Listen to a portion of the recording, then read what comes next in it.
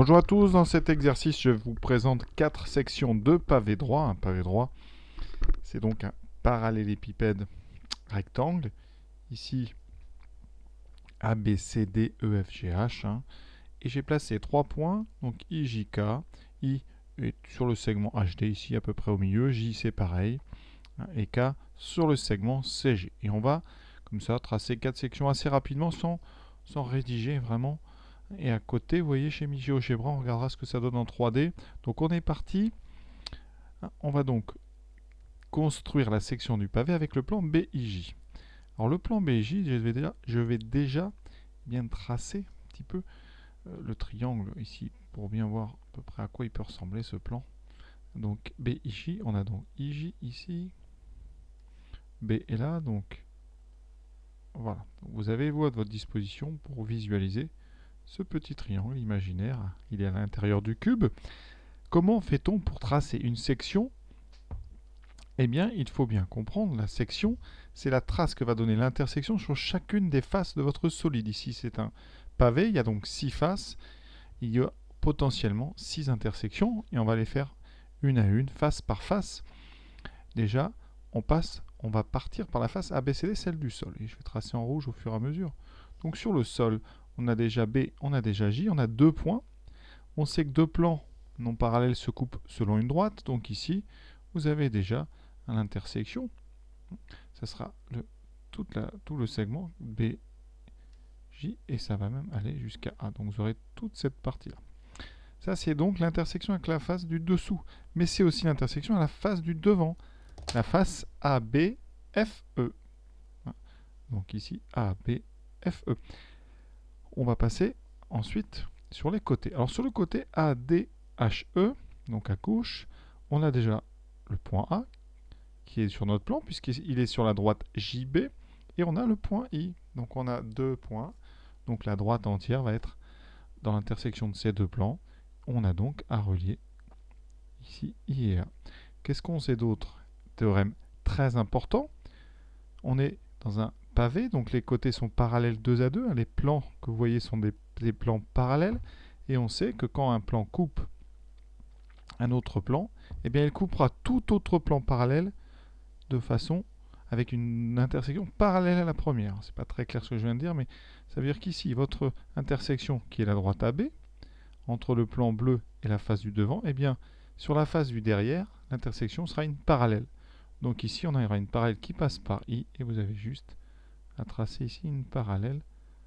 Voilà.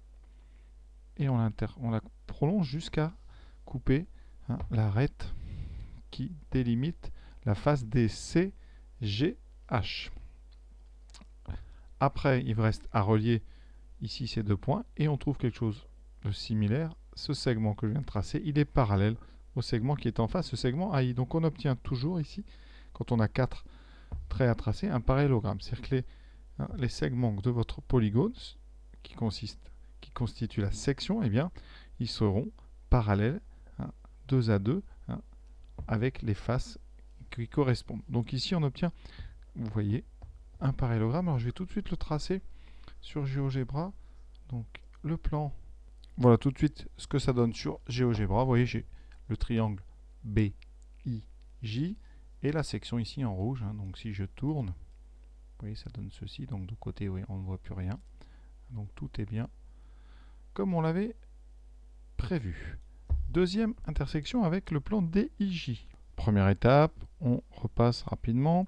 Donc DIJ, on va tracer le petit triangle pour avoir une idée. Ça donne quand même une idée si on a un petit peu d'imagination. Voilà, alors ici, première chose, on a 2 points ici DI qui sont sur la face ADEHE. Donc déjà, eh bien, ce segment il nous intéresse, mais toute la droite va être dans l'intersection. C'est-à-dire que l'intersection entre le plan DIJ et la face ADH, eh bien, c'est toute la droite DH. Donc on va la repasser. Je vais la mettre ici. Voilà, c'est-à-dire que toute cette droite va être dans l'intersection. Vous avez déjà un bon début, vous avez toute une partie qui est correcte. Ensuite, deuxième chose, sur la face ABC. Dessous, on a déjà un segment, c'est DJ. Voilà, je vais effacer l'intérieur du petit triangle. On a donc déjà deux intersections. La première avec la face du dessous, DJ. La deuxième avec la face ADH. Et en même temps, avec la face du fond, DCG. Parce que D et H sont deux points qui sont à la fois dans notre plan de coupe, le plan DJ, et H appartient aussi à la face du fond. Donc, on s'est occupé déjà donc, de trois faces. Maintenant, la face du dessus. Alors, on sait que l'intersection sera parallèle à l'intersection avec la face du dessous. C'est le principe, avec des plans parallèles, comme ça, les intersections sont parallèles. Donc, vous pouvez tracer une parallèle passant par H et une parallèle à DJ. Donc ici, on va faire une parallèle à DJ. Ensuite, on peut aussi dire que si on regarde l'intersection sur la face de devant ABF, elle va être parallèle à l'intersection sur la face du derrière. Et le derrière, ici, c'est l'intersection, on a dit que c'était HD. Donc ici, ça veut dire que ce qu'on va tracer là va être parallèle à HD. Et vous n'avez qu'à relier, de toute façon, ici, en reliant à J. Vous avez normalement une droite qui est parallèle à celle de gauche et qui relie nos deux points. Donc vous avez ici une figure, encore une fois, qui est un parallélogramme. Vérification immédiate avec GeoGebra. Donc je trace mon plan ici. Donc HDJ.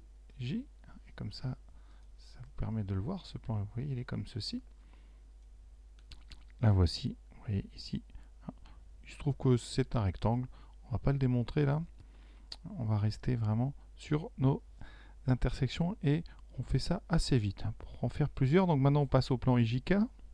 Alors ça, c'est donc trois points qui sont sur des arêtes. Vous avez donc matérialisé comme ça un petit triangle. Et bien, vous faites ça à la règle, ça sera plus joli que moi. Voilà. Et on va devoir faire face par face. La différence avec ce qu'on vient de faire, c'est que quand vous les prenez deux par deux, les points I, J et K, il n'y en a pas beaucoup qui sont sur une même face. C'est le seul couple qui peut nous intéresser. Ce n'est pas IJ, parce que vous voyez, IJ ne sont pas sur des faces en même temps. Il n'y a que I et K qui sont en même temps, tous les deux, sur la face du derrière, sur la face DCG. Donc ça va être la chose importante. Ce segment IK qui est déjà sur une face. Et on va faire tout de suite directement sur GeoGebra. Donc qu'est-ce qu'on fait? Eh bien, on prend une règle et on le trace, ce segment IK. Voilà. Il est très important. Pourquoi? D'abord, parce qu'il est entièrement, cette droite est entièrement inclue dans le plan du fond, le plan DCG. Donc cette droite, je vais la mettre pour l'instant en rouge, qu'on la voit bien. Voilà. Qu'est-ce qu'on peut en faire? Elle est entièrement dans le plan du fond. Et nous, il faut qu'on bascule progressivement sur les autres plans. Donc qu'est-ce qu'on va faire? Eh bien, on va prolonger les arêtes du cube pour voir un peu celles qui pourraient nous intéresser. Et si vous prolongez DC, parce que DC c'est aussi dans le plan du fond, la droite DC et la droite IK sont coplanaires. Elles sont toutes les deux dans le plan du fond. Qui dit coplanaire nous indique eh bien, que vu qu'elles ne sont pas parallèles, l'intersection qu'on voit ici est une vraie intersection. Cette intersection, elle est à la fois sur le plan du fond, donc elle est dans le plan DCG, mais elle est aussi sur le plan du sol, le plan ABC, parce que la droite DC est sur le sol. Donc vous venez de trouver ici un point très très important, le point d'intersection de ces deux droites, vous voyez, eh bien, il fait partie du plan IJK, parce qu'il est sur la droite JIK, et en plus ce plan fait partie du sol. Donc, quand je vais relier ce point à J, eh bien, je vais rester à l'intérieur de mon plan de coupe, puisque le point J est dans le plan, et que ce point-là aussi. Ça veut dire que là, tout de suite, vous allez voir, eh bien, ces deux droites rouges sont dans mon plan IJK. Et en tournant, ça veut dire que ce plan, on le voit dessiné avec ces deux droites. Rien qu'avec ces deux droites, déjà, on arrive à mieux le cerner. Et après, qu'est-ce que ça nous permet? Eh bien, cette droite rouge ici, en bas, elle est dans nos plans de coupe. Et si vous voyez, cette intersection ici, c'est une intersection réelle, parce que BC est sur le plan ABC, et J, jusqu'à ce point-là, aussi. Donc ces deux droites étant coplanaires, cette intersection, vous voyez, c'est une vraie intersection. ce sont deux droites sécantes. Donc ici, ce point est très important. Il va apparaître sur notre section. Donc déjà, vous pouvez relier ici ce point et ce point. Voilà. Ça va être l'intersection de notre plan IJK avec la face du côté droit. On a déjà donc un trait ici, deux traits. Le segment ici, eh bien c'est aussi un trait qui va apparaître, mais sur la face du dessous. Et il vous reste maintenant plus grand chose. Il vous reste à savoir comment ça va se tracer sur le plan du devant, le plan ABF, et sur le plan du côté. Je vous rappelle que maintenant qu'on a des segments, on va pouvoir utiliser la propriété sur les histoires de plans parallèles. Ça veut dire que l'intersection sur la face du côté gauche, ABD, enfin ADH, va être parallèle à l'intersection sur le côté droit. Donc ici, je vais tracer partant de I une parallèle à la droite qui est ici. D'accord? Donc j'utilise un objet parallèle, j'indique le point et la droite qui m'intéresse, donc ici, voilà. Et vous voyez, cette droite, elle est très intéressante, elle est parallèle à celle-ci. Et donc, elle est entièrement contenue dans le plan ADH. Ça veut dire qu'elle va couper la droite AE ici, réellement, sur un point qui est important parce qu'il va apparaître aussi dans notre plan de coupe. Et ensuite, on n'a plus qu'à relier les deux derniers points que vous voyez. Et on obtient une autre propriété d'ailleurs.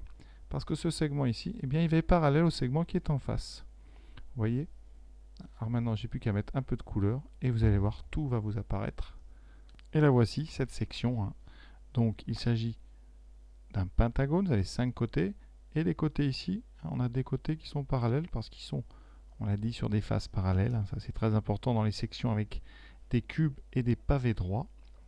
Et ici, parallèle et parallèle. Vous voyez, c'est plutôt joli. Donc, on est parti maintenant pour le dernier, le plan JHG. Alors là, ça va aller très vite. Pourquoi? Parce que déjà, JHG, on a H et G qui est une arête. Donc, ça veut dire que si on regarde un petit peu déjà, votre triangle, il est comme ceci, mais il ne va pas vraiment vous aider. Je le fais pour vous montrer un petit peu à quoi peut ressembler le plan. Mais vous voyez, c'est un plan qui est intérieur. Qu'est-ce qu'on va faire très vite? Eh bien, on va utiliser les histoires de plans parallèles. Pourquoi? Parce qu'on a déjà un côté. Ce côté ici, voilà, je n'ai plus qu'à le relier. Ça, c'est une partie de la section.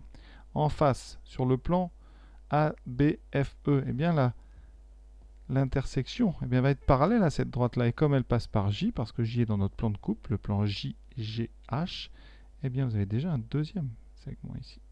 Vous pouvez relier tout A et B, puisqu'il faut tracer une parallèle à HG passant par J. Donc on a déjà AB et HG. Mais qu'est-ce qu'il reste à faire? Sur le plan de droite, on a G qui est dans le plan, B, on a donc juste à relier. Et à gauche, eh bien c'est la même chose avec H et A. Donc là, on retrouve un peu comme tout à l'heure, très rapidement un parallélogramme. Et on voit ça immédiatement sur GeoGebra. Donc voici ce pavé. Ici, le plan, vous voyez, j'ai symbolisé le triangle. Et de côté, voilà. Alors l'intersection, eh bien, elle est simple. On avait juste, eh bien, on l'a dit, qu'à tracer ce segment-là. Et celui-là, et tout apparaît déjà. Vous voyez, c'est très clair quand on fait pivoter. Alors je vais changer de couleur. Je vais vous montrer comment on fait. Ici, donc, on met rouge. Voilà. Si vous voulez changer tous les autres segments de couleur, vous utilisez l'objet copier style graphique. Vous choisissez un côté et vous le copiez. Tous les autres vont subir le même traitement.